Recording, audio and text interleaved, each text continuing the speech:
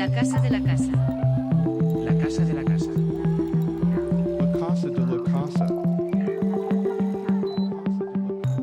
Bienvenidas y bienvenidos a La Casa de la Casa. Soy Diego Iglesias y hoy seré el anfitrión de este episodio del podcast ideado por Marina Povedano, Nuria Moliner, Casa Antillón y Hyperstudio. Este espacio es una excusa para reflexionar sobre nuestro entorno, para desafiar la disciplina, pero no os preocupéis, porque aquí no hablaremos de arquitectura ni siquiera de lo que suelen hablar los arquitectos. Y para ello, el episodio de hoy. Muchas veces cuando hablamos de arquitectura, hablamos en términos del espacio, de la luz, de la forma, pero muchas veces nos olvidamos que principalmente es una cuestión de materia, ¿no? La arquitectura está construida de cosas. Y eso es de lo que vamos a hablar hoy precisamente con dos invitados expertos en el tema. Uno de ellos trabaja sobre el territorio, sobre el espacio construido, otro trabaja más desde el objeto, desde la escala doméstica. Ellos son Lucas Muñoz, diseñador y artista, y Manuel Bouzas, arquitecto e investigador. Muchas gracias por venir. ¿Qué tal? ¿Cómo estáis? Muy bien, gracias por invitarnos. Muchas gracias, Diego. Un placer. Pues nos hace mucha ilusión teneros aquí y ya es tradición en este podcast. Llevamos ya 3 temporadas y siempre empezamos con la misma pregunta a todos nuestros invitados, que es ¿cómo son vuestras casas? Podéis arrancar, quien más le apetezca. Empieza tú, Manu, que tienes 2. Yo tengo 2 casas. Tengo 2 vidas. Una casa en la que paso la mitad del año y otra casa donde paso la otra mitad del año. Una de ellas está en Galicia, en la provincia de Pontevedra. Es una casa con jardín, una casa de piedra. La otra es una casa en Estados Unidos, en Upstate New York, donde está la Universidad de Cornell. Y es una casa de madera del siglo XVIII, de madera de roble americano. También tiene jardín. Ambas tienen incluso hasta una zona como de cultivo. En el caso de América un maizal, en el caso de Galicia una finca. O sea, el sueño iba a decir, Vivo el sueño americano, campo. ¿no? El sueño en general. Vivo en el campo. Pero sí hay un detalle de la casa americana, que es una casa que pertenecía a unos catedráticos que se han retirado hace poco. Y es una casa donde ha dormido un montón de personalidades, desde Peter Zumthor hasta Aldo Rossi, han dormido en esa casa. ¿Y les sientes ahí por las noches? Espero no encontrármelos todavía. ¿Y la tuya, Lucas, cómo es? La mía es un pisito muy pequeño, muy generoso en Lavapiés, encima de la mezquita, con lo cual Alá pasa a través mío 5 veces al día. Y tiene un pequeño patio, una chimenea que funciona y ya está. Son 50-70 metros cuadrados, depende si cuentas la zona bordillada o no.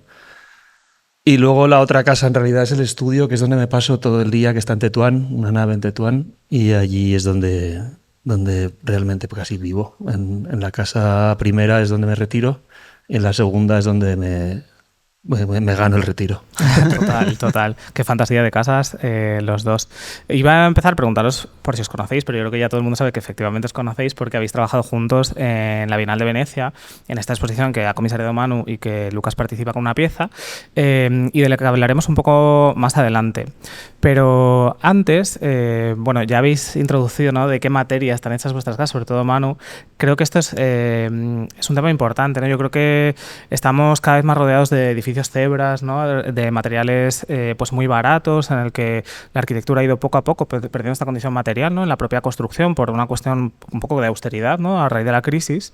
Y claro, esto ahora con la crisis climática pues está acrecentando nuestras dolencias arquitectónicas, ¿no? Nuestras casas pasamos mucho calor en ellas, pasamos mucho frío en ellas, la humedad aparece, ¿no? Como que esta cuestión del poco cariño por el material está pasando factura. ¿Cómo creéis que es esta relación que tenemos con los materiales a día de hoy o en la arquitectura reciente o en general en la práctica reciente? Yo hablo desde mi escala. De hecho, es un tema que me interesa mucho y que nos interesa mucho en el estudio. Hemos hecho todo tipo de experimentos con climatizadores de baja tecnología, desde botijos adiabáticos hasta celosías impresas en 3D en cerámica para trabajar el calor. Y mi única experiencia con eso, o mi gran experiencia con eso, es que cada territorio pide una tecnología diferente y que quizás el gran problema, o quizás no, uno de los grandes problemas que tenemos es intentar universalizar las soluciones para poder crear cadenas de procesado que lo hagan todo mucho más barato y que alguien se forre más, cuando en realidad Madrid es seco y muy cálido en verano y con humectar el aire ya le bajas 15 grados. En cambio, Coruña, por ejemplo, ¿no?, hablando de Galicia, es muy húmedo, lo que quieres es al revés, quieres dehumidificar el aire y hay plantas que viven de la humedad del aire como la esparraguera y hemos hecho experimentos en Coruña de deshumidificar solamente plantando plantas en un filtro de aire para la entrada a una oficina. Entonces creo que al final es una cuestión de intentar territorializar y contextualizar al máximo posible con pequeños organismos, vamos a llamarlos así, y de eso ayudar, porque el aire acondicionado es una gran invención, pero no deja de ser matar moscas a cañonazos muchas veces. Totalmente. De hecho, está este antropólogo, no sé si conocéis, Tim Ingold, que en uno de sus últimos artículos, claro, hablaba precisamente de que nuestra relación con el material, no solo en la arquitectura, sino en términos generales, ¿no? Es como muy utilitario, ¿no? El material lo percibimos siempre como una cosa útil sobre la que intervenimos, y en realidad él defiende que con el material lo que tenemos que hacer es colaborar de alguna manera, ¿no? Yo creo que esta cosa como de las plantas o de otro tipo de materiales está muy ahí. De hecho, en la exposición que has comisariado también hay bastante de esto. No sé cómo lo ves tú, Manu. Sí, o sea, el material siempre ha sido importante desde los inicios de la arquitectura, en su componente quizás más tectónica, ¿no? Que es el decir, cómo juntamos uno o dos o más materiales juntos, ¿no?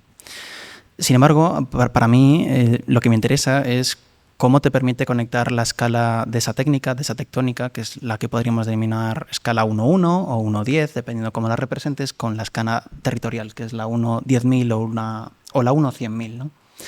Eso implica ver los materiales no como recursos, sino como bienes. Es decir, como algo que un territorio productivo puede prestarte de manera regenerativa, y que nosotros como humanos pues podemos hacernos cargo, ¿no? y construir nuestras urbanizaciones, nuestras casas, nuestra manera de hacer ciudad, ¿no?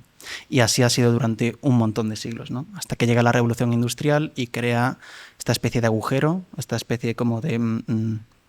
no sé, como de puente oscuro entre los lugares donde obtenemos las cosas y los lugares donde se consumen, ¿no?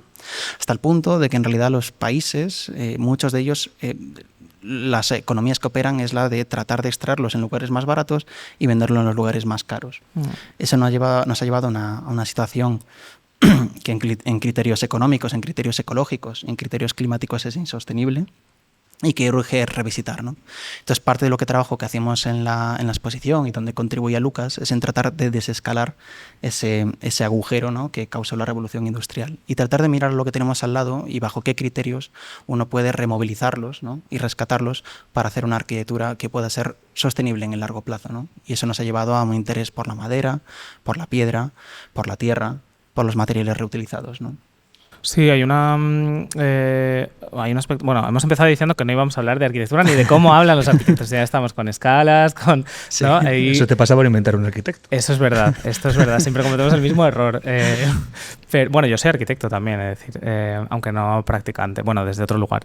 Pero volviendo a precisamente esta exposición, estamos todo el rato hablando de una exposición. Igual hay gente que no conoce qué es la Bienal de Venecia. Es este gran evento cultural que sucede a escala, pues diría casi planetaria, ¿no? En Venecia, ciudad también muy iconic, por otro lado, en el que pues cada 2 años hay una gran exposición sobre arquitectura, en el que un montón de países del mundo están representados, ¿no? En este caso, la propuesta que comisarió Manuel junto con Roy Salgueiro fue la ganadora del Pabellón de España, lo que representaba a España dentro de este contexto, y además operaba dentro de un marco que denominasteis internalidades. Creo que podemos igual desgranarla un poco más, ¿no? Igual más hacia el público general, ¿no? Yo creo que hay una cosa que nos pasa mucho en la arquitectura, que es que hablamos muy para nosotros mismos, con un lenguaje demasiado tecnificado a veces, y internalidades creo que es algo que a todos nos puede resonar, ¿no? Porque al final todos tenemos un interior. ¿Qué buscabais con este término o qué estabais intentando despertar también en el visitante? Internalities es una palabra que no existe. Vamos a empezar por ahí. Es una palabra que acuñamos Roy Salgueiro y yo, porque en realidad creíamos que sí existía, ¿no? Luego en realidad lo buscas en el diccionario, no hay trazos de ella, entonces hubo un momento donde dijimos, este es un muy buen título, ¿no? ¿Y de dónde viene? Pues viene casi como antítesis a una palabra que sí existe, que es la de la externality, ¿no? Las externalidades, que viene a ser así como un sinónimo de daños colaterales. Es decir, cuando alguien produce un determinado producto, genera externalidades, genera daños colaterales, sea en el medio ambiente o sea unas determinadas personas, ¿no? Es decir, cuando refinamos algo, ¿no? Cuando tenemos que manufacturar algo, pues la energía que producimos, las emisiones que se generan, ¿no? Los oficios que tenemos que desplazar al otro lado del mundo, los tal que extraemos, todo eso te genera daños colaterales, ¿no? Internalizar, en vez de externalizar, viene a ofrecer una mirada propositiva donde esos daños colaterales se tienen en cuenta. Se tienen en cuenta desde un punto de vista del diseño, donde lo que haces es no solo evitar que se produzcan los daños, sino incorporarlos a parte de tu proceso productivo. Y nos parecía que era una lente quizás interesante desde la cual mirar a lo que estaba pasando en España en los últimos años. Todos sabemos que en España se producen cosas como realmente admirables desde el punto de vista de la reutilización, gente que trabaja con piedra, gente que trabaja con madera, y muchos países del resto del mundo dicen, joder, ¿qué está pasando en España, ¿no? Pero más allá de la métrica del CO2 y de la descarbonización, que es como habitualmente hemos enmarcado estos discursos, nos parecía que era importante hablar de otras cuestiones, ¿no? Hablar de territorio, hablar del ser humano, hablar de regeneración y tal. Entonces nos parecía que la palabra internalidad aglutinaba todo eso, ¿no? Era una manera quizás transversal del mirar a algo que todos conocemos desde una óptica distinta y hacerlo a través de la evidencia. Y eso fue algo que en la Bienal pues, se celebró, ya que es una exposición, como tú dices, como de gran público internacional que celebra la especulación y la innovación y la visión. Y quizás nosotros pues, fuimos un poquito más conservadores y fuimos a demostrar la evidencia de lo que se estaba haciendo, ¿no? Bueno, de una forma tremendamente bella también, ¿no? Yo no tuve la suerte de poder ir al pabellón, pero sí que he visto las fotos virales. Siempre cuando usamos virales en Argentina nos hace mucha gracia, ¿no? Porque, claro, la escala de la viralidad. Pero las fotos, bueno, que han estado publicadas en absolutamente todos los medios y, de hecho, la propia exposición está viajando. O sea, que aunque los que no hemos podido ir a Venecia, seguramente nos la encontraremos en nuestra ciudad en algún momento. Aquí en Madrid estará, bueno, en octubre, me contabas justo antes, ¿no? Uh-huh. Y, de hecho, una de las piezas, bueno, la exposición tiene muchas partes, mucho trabajo de maqueta, ¿no? Que yo creo que es bueno, aquí en la Casa de la Arquitectura ya están especializados en maquetas, ¿no? Hay estos pequeños como facsímiles, ¿no? Réplicas de la arquitectura que nos permiten como mirar casi como un poco como en vista de pájaro, en vista de Dios, así con muchas comillas, que es lo que está sucediendo ahí. Una de las piezas, probablemente de las de mayor escala, era precisamente la que proponía Lucas, que justo trabaja desde los residuos, ¿no? Casi al revés, ¿no? Como transforma esos residuos en la materia de la construcción. Si nos puedes contar un poco más de este arco, un poco arco o también un poco puerta de viaje en el tiempo, un poco puerta de videojuego también. Un poco de todo, sí. A ver, en realidad yo creo que lo que Manu y Roy nos piden es la sala entera como subinvestigadores, lo cual lo hace súper interesante el proyecto porque la pieza central viene a representar, viene a informarse de lo que está dándole contexto que está alrededor, ¿no? Que son las fotos de Ana Amado, el proyecto fotográfico que hicimos con Ana Amado, y tanto el proyecto de investigación de datos, el texto que luego vino en el catálogo y demás, más la pieza que hice junto con Joan Beibe. Entonces, la pieza esta, lo que estuvimos mirando un poco como Madrid. Hay una cosa que no ha mencionado Manu, pero que es muy importante, ¿no? Que es que para de alguna manera universalizar al territorio español la propuesta de la Bienal, cada una de estas salas miraba un territorio concreto. La nuestra miraba a Madrid. Entonces lo que estuvimos mirando es esa expansión que tuvo Madrid después de la guerra y como la gran mayoría de muchísima gente, muchísimas provincias, muchísimos pueblos vinieron a Madrid. Madrid creció muy rápido, tuvo un crecimiento realmente meteórico con todo el daño que un meteorito implica, ¿no? Entonces ha habido una construcción muy rápida, una expansión muy rápida que todos conocemos y hemos estado en esta ciudad alguna vez, que son barrios iguales, ¿no? El famoso toldo verde, que le llaman los arquitectos, pero también ladrillo, carpinterías de aluminio, paredes súper baratas, etcétera, etcétera. Entonces, lo que intentamos hacer desde el estudio es intentar analizar qué pasa si a eso le llamamos mina. Porque lo que sí que descubrimos es que el nivel de reformas y de reutilizaciones de los espacios ha pasado a ser muchísimo más alto que el nivel de construcción nueva, cuando antes era construcción nueva lo que era muchísimo más alto. Con lo cual significa que todos esos espacios se están demoliendo, tirando, renovando, etcétera. Con lo cual significa que todo eso es una beta en un concepto de minería que se puede extraer, que se puede aprovechar. Entonces lo que intentamos es darle números a eso. Darle números en contraste con no solamente su abundancia o potencial abundancia, sino con su potencial impacto en años o en escala incluso geológica, ¿no? En miles de años que tiene en esos materiales en concreto. Es decir, cuánto es de urgente reaprovecharlo frente a cuánta abundancia de ello tenemos. Y entonces de ahí sacamos una serie de gráficos, nos dimos cuenta, por ejemplo, que ¿cómo era esta? Que se producían, ¿cuántos puentes de San Marcos se producían? Como 30 y pico puentes de San Marcos. No sé cuántos puentes de San Marcos se producían en Madrid de contenedores cada no sé cuánto tiempo. Entonces intentábamos coger elementos de Venecia, o sea, intentar hacer del dato algo muy viñetero, muy de cómic, claro, que la gente se lo pueda imaginar en volumen, súper entendible. ¿no? Intentamos realmente reducir a 6 o 7 o 8 ¿sabes? Impactos, los datos, porque era realmente abrumador. Cuando hablábamos online era como, es que esto es abrumador, son demasiada información. O sea, si usamos la ciudad como mina, hay demasiada información. Y entonces lo que hicimos en el final, la pieza lo que hicimos con Ana fue un reportaje fotográfico precioso de todos los recorridos del residuo a nivel arquitectónico en Madrid. Y luego lo que hicimos nosotros como pieza central son 2 arcos que son simétricos en materialidades, pero uno es material nuevo al uso y pasa al otro, y el otro simétricamente te hace esos materiales transformados.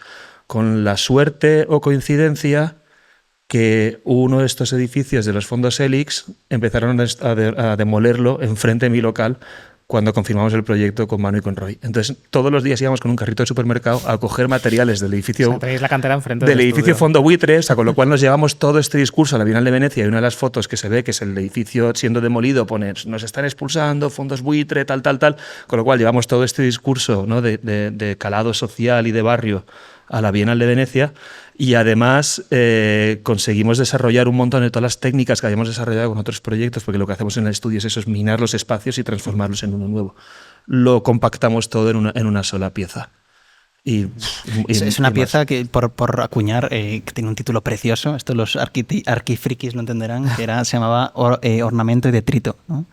Que hacía referencia al ornamento y delito de Adolf Loos. Claro, pero y una parte bonita, y perdona que me extienda, pero hay una parte bonita vale. que hicimos con esta pieza, porque como con todos los proyectos, pues sobre todo cuando trabajas con residuos, no sabes por dónde pillarle. Y hubo un momento que nos fuimos a dar vueltas y nos encontramos en la Gran Vía de Madrid de Palacios, ¿no? Con esta cosa metropolitana, alta, llena de caras, de cabezas de elefante, de ménsulas, ¿sabes? Y dijimos, wow, es que el ornamento ha desaparecido, porque es muy caro de producir. Total. A nivel de materiales y a nivel de artesanía y toda esa belleza. Por eso antes está a punto de intervenir cuando decías la revolución industrial ha sido, ¿no? Realmente es muy posterior. O sea, la revolución industrial sienta las bases para que toda esta mala construcción ocurra, ¿no? Y toda esta deslocalización empieza a ocurrir ahí. Pero realmente a nivel arquitectura es modernismo, y justo después, ¿no?, es cuando se empieza a construir mal, rápido y deslocalizado todo el asunto. Entonces, claro, lo que hacemos es, el alegato que hacemos era como, fuimos a Gran Vía, hicimos un reportaje fotográfico de todos los detalles, y decimos, bueno, si es para hacer un ornamento, qué mejor excusa que un residuo. O sea, ya el material es gratis. Máximo valor que puedes. Claro, y se queda aquí. Y yo, si soy un trozo de granito, prefiero ser una estatua que es parte de la cultura popular y que me adoran, que ser un adoquín, siendo la misma molécula de granito. Entonces, es una forma de poner al material dentro de lo que al material le gustaría ser, que es ser patrimonio. Sí, es verdad que yo creo que justo estaba pensando, yo vivo en Carabanchel, que es uno de estos barrios de rápida construcción. En los años 60 se construyó un barrio obrero de la noche a la mañana con una arquitectura que en términos arquitectónicos no está mal, pero que en términos matéricos es un desastre, pero sí que tiene toda esta cosa como de la arquitectura de ladrillo, los toldos verdes. Y ahora, desde hace un mes, ha debido de salir unas subvenciones para recubrimiento de fachadas, ¿no? para aislamiento, y todos los edificios se están viendo cubiertos por una especie de pátina blanca así de gorda, pero que de repente borra toda esa especie como de herencia material, de cultura material, en una especie casi de lucha radical contra el ornamento, ¿no? En pos de la climatización, que oye, fenomenal la climatización, viva las fachadas bien aisladas y todo el rollo, ¿no? Pero de repente como que el material vuelve a desaparecer, ¿no? En pos de otra vez la optimización o no necesariamente lo más barato, pero sí de esta cuestión como de la economía de medios, de repente eso todo desaparece. No sé cómo creéis, porque es verdad que también estamos ahora, en paralelo que está sucediendo esto, ¿no? En que los edificios cebra están cada vez más presentes y los edificios que no eran cebra se están convirtiendo poco a poco en edificios cebra, ¿no? Para climatizarse bien. Está surgiendo en paralelo esta otra tendencia, ¿no? De la exuberancia de lo sostenible o de lo matérico, no solo en el discurso, sino también de forma visible, ¿no? De forma estética. No sé qué relación tenéis vosotros con esta parte estética, ¿no? de la sostenibilidad, en el que de repente todo tiene una especie como de capa de look and feel sostenible. No sé cómo veis esto vosotros.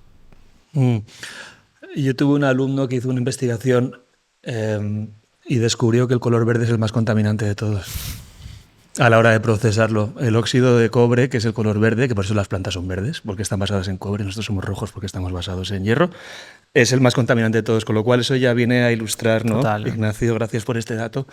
Viene a ilustrar como decía Duchamp, la cultura retiniana en la que vivimos y lo equivocado que es eso, ¿no? O sea, porque al final consumimos vistazos, ni siquiera miradas, ¿sabes? Consumimos vistazos a cosas. Y eso hace que esa cosa tenga que cambiar todo el rato y esto. No obstante, creo que si hay algo que está bien hecho y que tiene unos valores, una ética, una lucha, una moral, detrás, si visualmente se entiende, pues mejor que mejor. Y no creo que sea importante, pero sí que creo que es relevante. Claro, creo que en vuestro caso, o sea, no le decía para nada como hacía vuestro caso, porque creo que vuestro caso es completamente honesto, ¿no? Pero sí que es verdad que esto está generando esa especie de reacción de pintarlo todo verde, todo recubierto de corcho, etcétera, ¿no? Que cada vez vemos más frecuentes. Sin embargo, creo que en vuestro caso ambos os habéis convertido un poco, perdón el término, en colar un poco el residuo dentro del lujo también, ¿no? Como de repente, pues esa la Bib de Arco, ¿no? Con este proyecto increíble sobre los bosques quemados en Galicia, o todos los proyectos que has hecho tú, Lucas, con, pues, tanto en Salón como en Modo de Movimiento, ¿no? Como en todos estos espacios un poco vinculados al lujo, ¿no? En el que de repente habéis sido capaces de convertir el residuo en un objeto de lujo, no en términos económicos, pero sí en términos de prestigio. ¿Cómo os sentís con esto, ¿no? ¿Era parte de vuestro objetivo o no? ¿Cómo os sentís cuando de repente pues estas cosas que muchas veces nacen del interior, bueno, muchas veces no, en vuestro caso claramente, de una mirada real y muy consciente sobre el mundo, de repente es percibido desde el otro lugar y como que cambia, ¿no? Un poco la mirada? Tiene gracia que se perciba este proyecto como un lujo. Por poner en contexto a la audiencia, el proyecto al que hace referencia de Arco se denominaba 350.000 hectáreas, que es el proyecto para el guest launch de la Feria Arco Madrid de este año, de 2026, que realicé junto a mis queridísimos amigos de Salazar Sequero Medina, y era un proyecto que proponía recuperar toda la madera quemada de un monte vecinal del sur de la provincia de Ourense que se llamaba Laza, ¿no? Como sabéis, en España ardieron 350.000 hectáreas y el proyecto hacía un poco homenaje a esto, ¿no? Manifestaba hasta 3 maneras distintas de recuperar esa madera: a través de la corteza, a través del núcleo de la madera, a través de pelarla.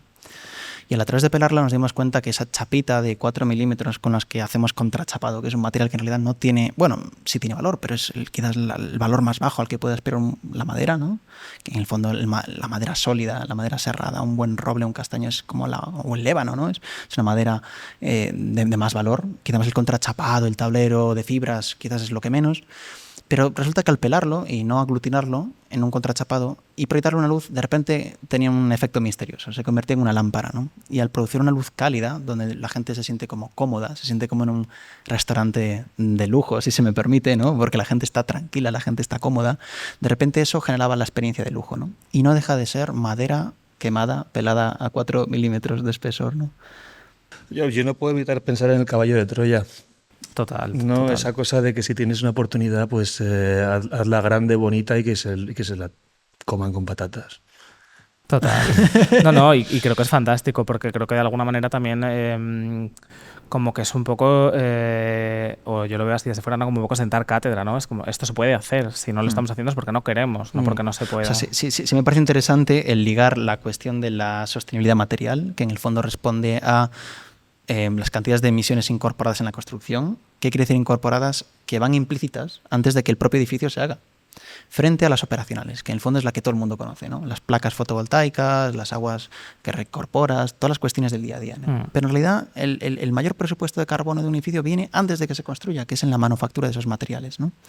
Eso va asociado a un determinado lenguaje estético, que en el momento en que lo cubres con el SATE, ¿no? Desaparece. Desaparece el lenguaje, desaparece la estética y desaparece la conexión con un determinado territorio, ¿no? A mí una cosa que me interesa hablar con los amigos baleares es que ellos tienen su piedra arenisca de color crema maravillosa, que es porosa e higrotérmicamente funciona fenomenal para el Mediterráneo, y los gallegos tenemos pues nuestro granito duro, ¿no? Cero poroso, que lo que hace es repeler el agua con todo lo que llueve, ¿no? En el fondo, cada territorio ya te está dando claves de cómo tienes que hacer la arquitectura. Y el crear esa desconexión, pues es una oportunidad perdida. Total. Claro, estaba también pensando, ¿no? Que hablando del lujo y de esta cuestión de clase, ¿no? Que al final probablemente la arquitectura más precaria, la autoconstruida, es mucho más consciente del material que la industrializada, ¿no? En la que vivimos en general la clase media, ¿no? Media alta española, que es como casi un producto de fábrica. Y luego de repente las clases más, o sea, la gente de pasta de verdad vuelve a conectar con el material, ¿no? Como que el gap está un poco en el medio de repente, no sé. No sé si tiene sentido esto que estoy diciendo, pero... Sí, creo que también el concepto de lujo es una cosa que se puede revisitar. Total. La idea de lujos, al final, muchísimos casos, lujos materiales con marketing. Básicamente. pues como decía Forges, ¿no? Que el italiano es un español con marketing.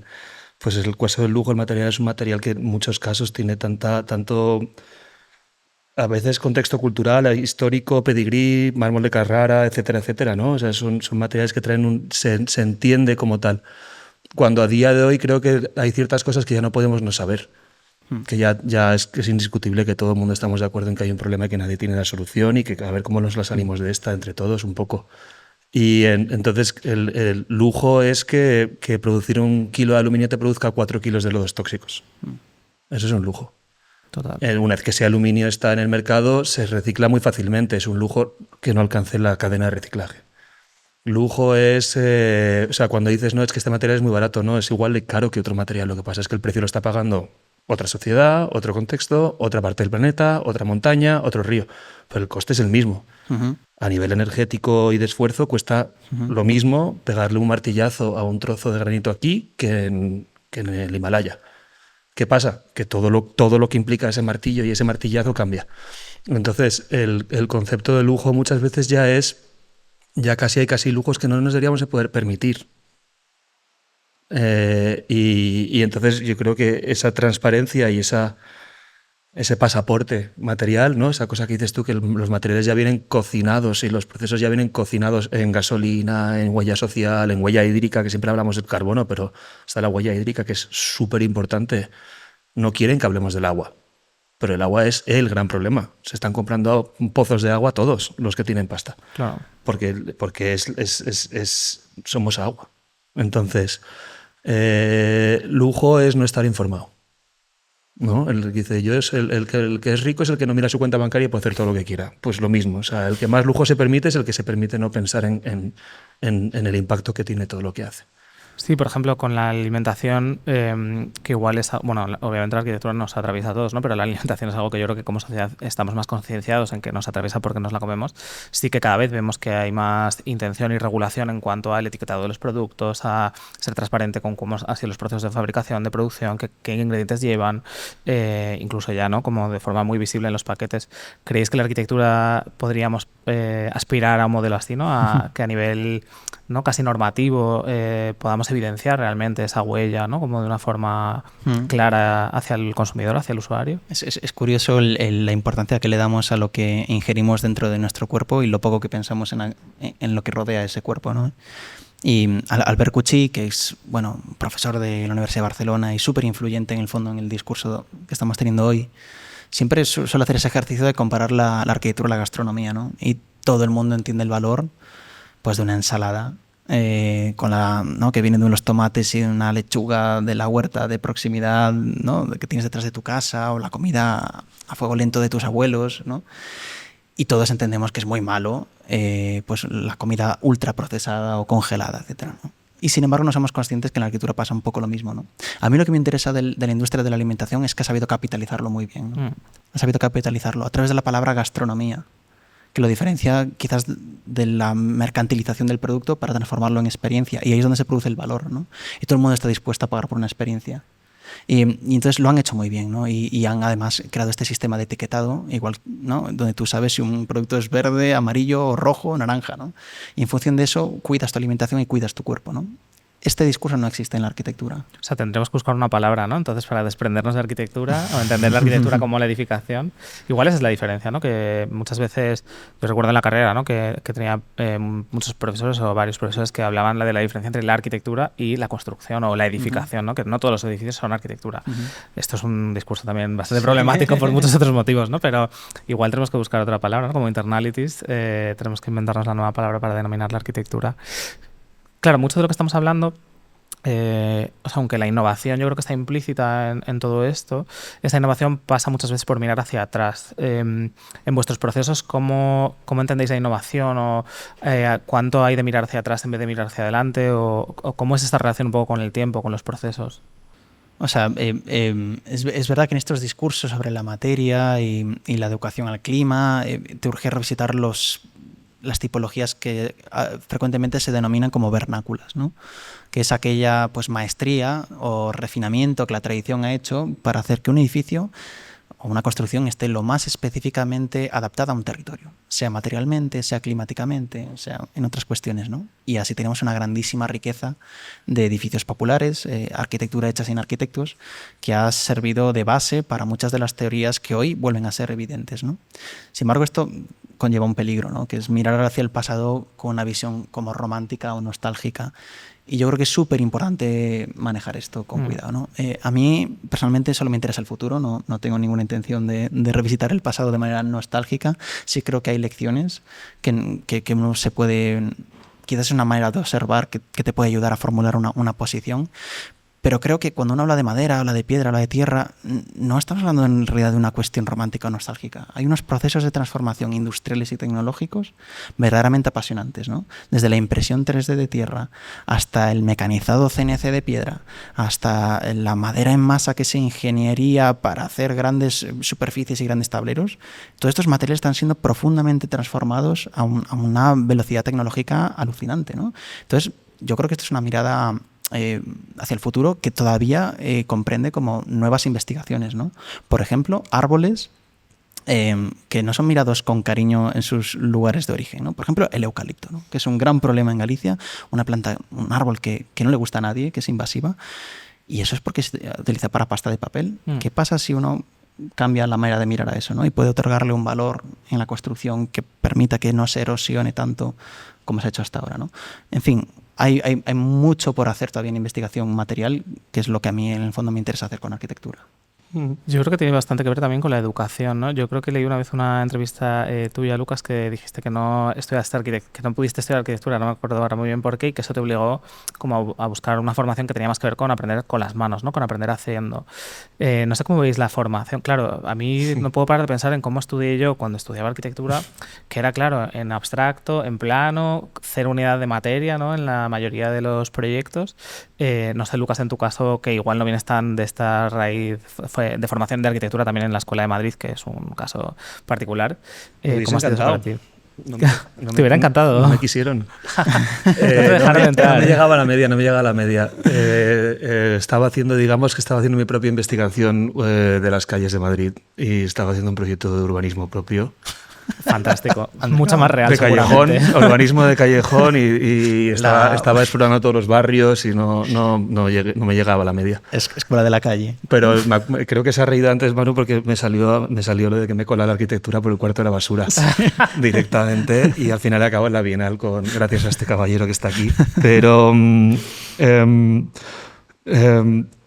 sí, yo estudié diseño de producto en una escuela muy pequeñita que era la única que había en Madrid en ese momento, que era el IED, y había un pequeño taller con un señor Andrés, que murió muy poco después, en paz descanse, que me enseñó a hacer maquetas con lo poco que había ahí y disfruté mucho de ese proceso. Y cuando pasé por St. Martin's también en Londres vi que el taller era el alma de todo, el espacio con estos grandes cerrajeros y herreros y había de todo, la verdad. Y nada más graduarme me monté un taller en Tetuán, en Estrecho, con David Tamame, montamos en pieza y él me enseñó a soldar. Y entonces al final he ido cogiendo a lo largo de estos 20 años nociones de soldadura, nociones de carpintería, nociones de... O sea, no me puedo llamar artesano porque no tengo las 100.000 horas que dice Richard Sennett que hay que tener para ser un artesano, pero llevo 20 años tratando y trabajando con todos los materiales. Y al final en el tipo de proyectos que hacemos en el estudio es todo manual. Muy pocas. No hacemos ni renderes, hacemos maquetas, no hacemos recortes de collage, o sea, y fabricamos y producimos todos y cada uno de los elementos y son muchos, pues los mandamos fuera, por el primer prototipo lo hacemos nosotros, etcétera, etcétera. Pensamos con las manos. Esa es un poco la idea de pensar con las manos y ejecutar. Y entonces manejas la escala desde dentro de la propia escala y lo que podemos hacer es aquello que podemos levantar. En muchos casos no llegamos a más.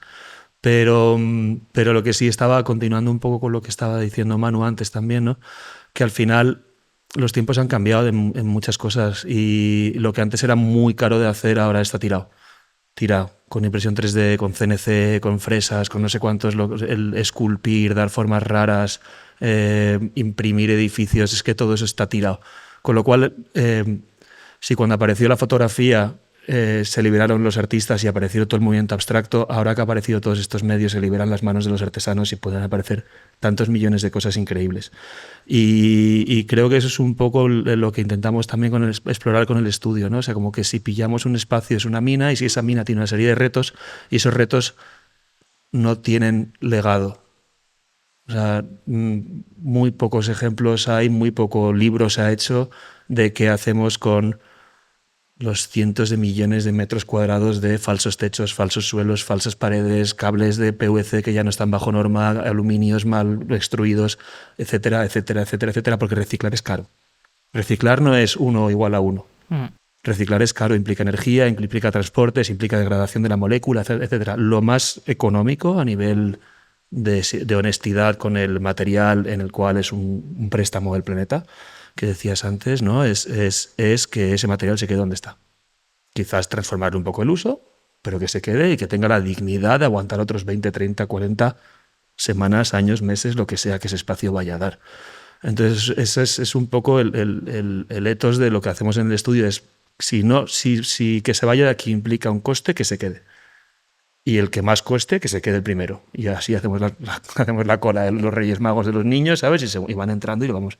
Entonces hay materiales que son imposibles de reciclar, cualquier composite es imposible de reciclar porque implica mucha mano de obra. Pero si no me cuesta este material, todo el dinero me lo puedo gastar en mano de obra. Entonces se pueden llegar a hacer, y eso lo hemos demostrado con el espacio de San Cal, por ejemplo, se pueden hacer sitios que sean más baratos el metro cuadrado que la reforma estándar de un piso en Madrid, reutilizando todo lo que hay y solo estás pagando gente, no estás pagando catálogos ni industrias. Que no tengo nada contra ellas, pero simplemente es el ejercicio. Hombre, yo creo que es un posicionamiento muy, muy radical, desde luego, ¿no? El entender que eso que vayamos a muchas veces reformar, ¿no? Que también no hemos hablado exactamente de esto, ¿no? Pero mucha de la arquitectura contemporánea es reformar lo que ya existe. Bueno, sí lo hemos comentado un poco antes. Que partir de eso, ¿no? Como no intentar hacer un borrón y cuenta nueva, ¿no? Que es lo que mucha gente tiende a hacer, ¿no? Me compro un piso, lo tiro entero y empiezo de cero. Entender que lo que hay ahí es la materia del trabajo, creo que es un planteamiento muy radical y que ojalá más gente lo siga. Y de hecho, creo que los dos, bueno, ya tenéis una trayectoria extremadamente reconocida en los dos casos, con muchísimos premios, los dos. Y quería retomar una pequeña frase del discurso que diste tú, Manu, cuando recibiste el premio Princesa de Girona, ¿no? Que decías algo así como que el mundo necesita mejores respuestas, lo que necesita es mejores preguntas, ¿no? Y parece una cosa muy obvia, efectivamente, pero en realidad creo que es fundamental, ¿no? Entender que muchas veces nuestro proceso no es tanto ejecutar como cuestionar cómo estamos ejecutando. No sé cuáles serían esas preguntas hoy para vosotros. ¿Qué preguntas estáis haciendo ahora? ¿O en qué procesos estáis dentro de vuestros estudios? ¿O hacia dónde estáis mirando? Cuando decía eso, ¿no? me refería a que fundamentalmente nuestro modelo de educación, y ya no hablo de la arquitectura, hablo en general, ¿no? En escuela secundaria, en instituto, en la universidad, somos entrenados para dar respuestas, ¿no? Respuestas que previamente alguien nos ha contado que eran las correctas, ¿no? Que hemos como memorizado, hemos aprendido a emular y hemos de alguna manera reproducido, ¿no? Y quizás el aspecto que más me interesa de la arquitectura es esta capacidad de cuestionar absolutamente todo, ¿no? De hecho, no hay una respuesta correcta. Puede haber muchas correctas o medianamente incorrectas, pero estamos cuestionando constantemente el status quo, ¿no? La arquitectura es como alguien que se sienta en una silla y está constantemente incómodo, ¿no? Cada 5 o 10 años todo se reformula desde cero, ¿no? Entonces esa capacidad de formular la pregunta adecuada, ¿no? De entender cuáles son los limitantes que pueden condicionar una mejor respuesta, la des tú o la del siguiente, me parece fundamental. Y creo que eso pasa por entender que ya no estamos al final de la cadena de toma de decisiones, ¿no? Los diseñadores, sino que podemos estar al principio, ¿no? Y podemos hacer que otras situaciones pasen. Estamos en la casa de la arquitectura, que no es más que una consecuencia de eso, ¿no? Y en tu caso, Lucas, ¿en qué estás tú ahora? Yo estoy he dado un paso atrás para dar un salto para adelante, porque me he encontrado con la oportunidad de hacer una colaboración con el Centro de Arte de Minneapolis, el Walker, que es un megamuseo muy potente dentro del arte underground. Es como donde Sophie Calle expone, o sea, es muy, muy, muy importante. Y van a hacer la primera Trienal de Diseño de Estados Unidos y han comisionado 2 piezas especiales, son como 70, 80 diseñadores invitados con sus obras y 2 piezas especiales. Y una me la han pedido a mí, al estudio. Entonces fui para allá en diciembre y un mes después ocurrió todo lo de los 2 asesinatos de ICE en la calle de Minneapolis. Y entonces, bueno, hay una línea de investigación que tengo yo también, que no es solamente todo esto de residuos, sino que tengo también toda la parte sonora. Me encanta hacer altavoces, explorar, ¿no? La idea del sistema de sonido y eso. Y yo sé que ellos querían un poco esta idea de un sistema de sonido para la exposición, porque es una pieza algo muy emblemático, que también muy interactivo con la gente que va, lo del público y demás. Y les dije, wow, esta no es una ciudad para altavoces, que os lo voy a hacer, es una ciudad para micrófonos. Aquí hay que dar voz. Entonces llevo unos meses, ahora ya van 2 veces que estoy en Minneapolis, estoy revisitando el objeto del micrófono, la tecnología del micrófono, creando micrófonos desde micrófonos que ya existen para hacer todo tipo de dispositivos de escucha, y lo que estoy haciendo es ir por las calles en Minneapolis grabando espacios, haciendo un retrato sonoro de la ciudad, y grabando espacios, grabando memorias, los helicópteros durante George Floyd, el sonido del hielo rompiéndose en el lago, los silbatos de ICE, los coyotes aullando en la está hablando, y entonces a través del museo está en contacto con diferentes pues líderes o cuentahistorias cuentahistorias suena fatal, pero es verdad, es un storyteller, ¿no? de las tribus Dakota. He estado en contacto con la comunidad somalí, que es una de las más grandes fuera de Somalia. He estado con el líder espiritual de esto. Me he puesto en contacto, entonces he vuelto a hacer esos proyectos muy de investigación, muy, si quieres, artístico, sobre los que he construido mi práctica profesional de hoy. Y para mí está siendo un año muy guay en ese sentido, porque es volver otra vez a esa cosa de hacer por el gusto de hacer, sin que sea una cosa que tengas que alojar a 70 comensales, que tenga X pasillos para diferente accesibilidad, o sea, sin las restricciones de un proyecto comercial, sino con todas las libertades de un proyecto artístico. Y se inaugura el 16 de octubre y estamos ahí a tope con eso. Qué bien, qué ganas de verlo. Pues qué gusto cerrar así el episodio, ¿no? Entendiendo el diseño como un mecanismo de escucha, como un dispositivo de escucha. Ojalá mucha gente nos escuche, os escuche a vosotros, muchos arquitectos, pero también mucha gente que esté planteando hacerse una reforma, ¿no? Y que de alguna manera todos como sociedad seamos cada vez más conscientes de que pues todos tenemos unas ideas muy preconcebidas de cómo son las casas en las que vivimos, de cómo es construir, de cómo es una reforma, pero no tiene por qué ser así, y aquí hay 2 ejemplos fantásticos de ello. Así que hasta aquí materia. Este episodio de La Casa de la Casa, un podcast de la Casa de la Arquitectura promovido por el Ministerio de Vivienda y Agenda Urbana. Un espacio físico y virtual, una plataforma, un dispositivo, un artefacto, una infraestructura. Una casa desplegada, indefinida, pendiente de ser habitada. Queremos que este sea un espacio de confianza, íntimo como el hogar, escenario de cotidianidades y complicidades. Un lugar de encuentro donde diversas voces hablarán de arquitectura, entorno, cultura y sociedad. Una invitación abierta para conversaciones, sobremesa y confesiones. Un lugar en el que sentirse cómodo para soñar, más allá de la disciplina, para transgredirla, pero también para cuidarla, mimarla y deleitarnos en ella.